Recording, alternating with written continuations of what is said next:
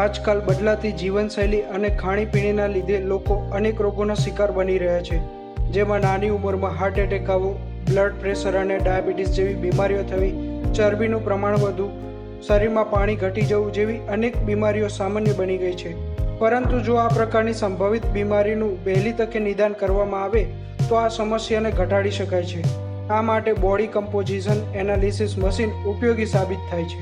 Non invasive health ચેકઅપ્સ છે એ આટલી બધી મશીન એક જ જગ્યાએ કંઈ દુનિયામાં તમને કંઈ જોવા મળશે નહીં, અને આ બધી મશીનો અમે ઇમ્પોર્ટ કરીને FDA approved, CE mark approved machines છે જે ફોરેનથી અમે ઇમ્પોર્ટ કરીને અમદાવાદ એરપોર્ટ પર A+ હેલ્થ નોનમાં ઇન્સ્ટોલ કરી છે.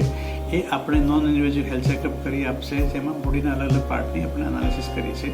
જેમાં જે ઇન બોડી 970 મશીન છે, એના પહેલી જે મશીન છે કે જે આપણી બોડીનું કમ્પ્લીટ એનાલિસિસ કરીને આપણા બોડીમાં કેટલું મસલ માસ છે, કેટલું ફેટ છે, આપણે ઓબેસિટી છે કે નથી.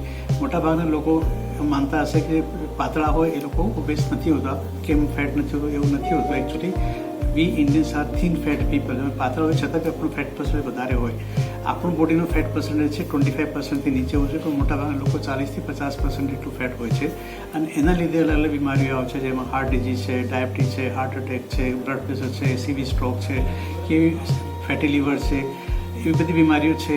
અને ત્યાં લીધે આપણે સિરોસિસ પણ થઈ શકે. આજકાલ ફેટી લીવર ઇન્ડ્યુસ સિરોસિસ સૌથી કોમન પ્રોબ્લેમ છે. જો આપણે એનું એનાલિસિસ કરીને એનું ટ્રીટમેન્ટ કરીએ તો આપણે આ બધી બીમારીઓથી બચી શકીએ છીએ. અને આ બધી બીમારીઓથી બચવા માટે જરૂરી છે કે આપણે પોતાની લાઈફસ્ટાઈલ ચેન્જ કરવી જોઈએ. અને આ એનાલિસિસ કરીને અમે લોકો દરેક કસ્ટમર કે જે પેસેન્જર હોય એનું ડિટેલમાં એનાલિસિસ કરીને હંમેશા કોશિશ હોય છે કે આપણે એ લોકો એક વિડીયો કન્સલ્ટેશન કરીને એ લોકોને ઓનલાઈન એડવાઇસ આપીએ છીએ અને રિકમેન્ડેશન આપતા હોઈએ છીએ, જેનાથી કે એ પોતાની બોડીના કમ્પોઝિશન ચેન્જ કરી શકે છે. સો ઇન બોડી 970 જે મશીન છે એ બોડી કમ્પોઝિશન એનાલિસિસ કરે છે. એનો મિકેનિઝમ હોય છે ટિશ્યુ ઇમ્પેડન્સ, કે જેના પર ઇલેક્ટ્રોડ હોય, જે આપણે એડી અને ફૂટ ઉપર પગ ઉપર જે ઇલેક્ટ્રોડ હોય અને હાથમાં હોય, જેનાથી આ બધા એરિયામાંથી કરંટ પાસ થાય અને એ કરંટથી આપણે દરેક પાર્ટને આપણે મેજર કરી શકીએ છીએ. તો આ ટિશ્યુ ઇમ્પેડન્સને ધ્યાનમાં લઈને જે એનાલિસિસ કરવામાં આવે એ આપણી બોડીમાં કેટલું ફેટ છે અને કેટલું મસલ છે એનું મેજરમેન્ટ થાય.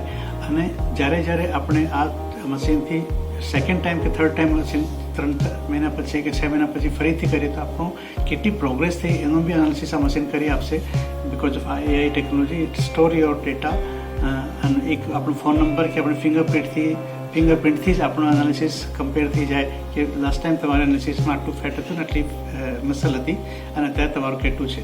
તો કોઈ પણ વર્કઆઉટ, એક્સરસાઇઝ, લાઇફસ્ટાઇલ મોડિફિકેશન કરતાં પહેલાં આ ટેસ્ટ કરવાનું બહુ જરૂરી છે. કેમ કે હંમેશા મોટાભાગના લોકો અત્યારે વેટ લોસની પાછળ પડ્યા હોય છે, પણ દરેક વખતે જ્યારે વેટ લોસને ટ્રાય કરીએ છીએ હંમેશા વેટ લોસ સાથે સાથે મસલ લોસ થાય છે. મસલ લોસ થવાથી આપણી બોડીનું ફેટ પર્સન્ટ વધી જાય અને એ ફેટ પર્સન્ટેજના લીધે ડાયાબિટીસ, બ્લડ પ્રેશર કે હાર્ટ ડિઝીઝ આવતી હોય છે. અને એને અટકાવવા માટે જરૂરી છે કે આપણે મસલ માસને વધારીએ અને ફેટને ઓછું કરીએ. અને આ મશીન લગભગ 1 મિનિટમાં ટેસ્ટ કરી આપતી હોય છે. અને હંમેશા આપણે રિપીટેડલી સાલમાં 1 કે 2 વખત આ ટેસ્ટ કરાવીએ તો આપણી બોડીની પ્રોગ્રેસ શું છે આપણે જાણી શકીએ છીએ. અને આનાથી જ આપણે સાર્કોપિનિયા, જે મસલ લોસ છે કહેવાય, સાર્કોપિનિયા એક બીમારી છે નવી જે અત્યારે કે જેનાથી મસલ પેઇન થતું હોય છે. તો એને બી અટકાવવા માટેની જરૂર છે કે આપણે આ મસલ માસ અને પ્રોપર મેનેજ કરીને આપણે મસલ ઇમ્પ્રૂવ કરીએ તો સાર્કોપિનિયાથી બચી શકીએ છીએ. અને સાર્કોપિનિયાના લીધે બીજા બીમારીઓ છે જે કે જોઈન્ટ પેઇન કે આર્થરાઇટિસ કે સ્પાઇન પેઇન, એ બધાને આપણે અટકાવી શકીએ છીએ. આ બોડી કમ્પોઝિશન એનાલિસિસ કે જેટલા એનાલિસિસ નોન એનાલિસિસ છે એ બધા મશીનોને એકસાથે, બધા રિપોર્ટને એકસાથે આપણે એનાલિસિસ કરીને આર્ટિફિશિયલ ઇન્ટેલિજન્સ યુઝ કરીને આ લોકોને રિકમેન્ડેશન મોકલીએ કે ભાઈ તમારા શરીરમાં આટલી કમી છે અને આપણે કઈ રીતે ઇમ્પ્રૂવ કરીએ. એના માટે અમે એ લોકો સાથે ઝૂમ કન્સલ્ટેશન કરતા હોય છે. એમાં ડૉક્ટર્સ જે હોસ્પિટલમાં છે એ આના પર કામ કરે અને ફ્યુચરમાં એ લોકોનું બ્લડ સેમ્પલ કલેક્ટ કરવાનું કામ ઘરેથી થઈ જાય કે બીજા ટેસ્ટ કરવાના હોય, ECG, એક્સરે, તો આપણે બીજા ડાયગ્નોસ્ટિક સેન્ટર્સ ઇન્ડિયામાં એનો ટાઈપ છે જેનાથી આપણે એ ટેસ્ટ, એડવાન્સ ટેસ્ટ છે એ ત્યાંથી થઈ શકે. અને આ બધી જ વસ્તુઓ અમારા એપ્લિકેશનમાં આવી જાય તો એનું આખું હેલ્થ રેકોર્ડ અમે એક સમરી તરીકે બનાવીને આપીએ પેશન્ટને. તો એ ગમે ત્યાં જાય તો એ પેશન્ટ હંમેશા એ સમરી બતાવી શકીએ છીએ. અને એ જ રીતે એ પોતાનો મેડિકલ રિપોર્ટ બી અમને મોકલે તો અમારા જે ડૉક્ટર્સ છે, ફિઝિશિયન્સ છે, એ બધી વસ્તુઓને અને આ રિપોર્ટની સાથે લિંક કરીને એનું એનાલિસિસ કરીને આપણે એ લોકોને રિકમેન્ડેશન્સ કે ટ્રીટમેન્ટ એડવાઇસ કરતા હોઈએ છીએ.